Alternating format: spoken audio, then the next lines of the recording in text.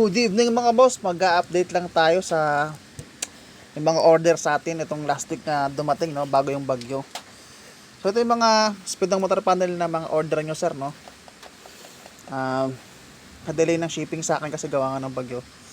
Ito yung orders natin para sa dalawang MXI na unit, MXI 125, then isang unit para sa Mio Gear.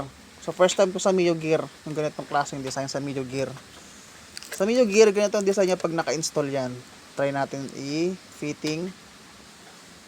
So yan, ganyan siya. Hindi pa tapos yung fitting yan. Ito medyo finishing pa yung ano nito, housing, yung pinakabatok. Umaulan kasi, mahirap magpatuyo. So yan. Ganyan na magiging itsura niya sa Mio Gear. May tatabasin pa yan sa ilalim para pumasok yung pinaka-panel. Tatabasin pa yung pinaka-tenga na to. Yan yung mga yan para pumasok. Tapos sa MXI naman, ganito itsura nga sa MXI, no.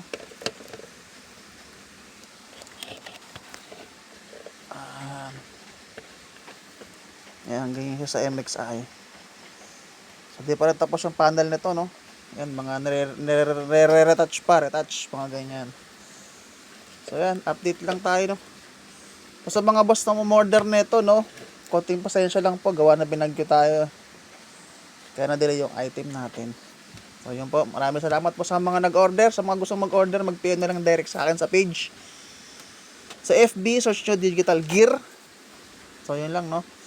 Tapos yung mga nag-message sa akin sa TikTok, yung mga gustong umorder, direct na kayo sa page ko mag-PM, no. Digital Gear, search nyo sa Facebook. Digital Gear. Yung ano yung, kung ano yung profile ko sa TikTok, yun din yung profile ko sa page ko para di kayo malito mga boss. So yun lang, maraming salamat po.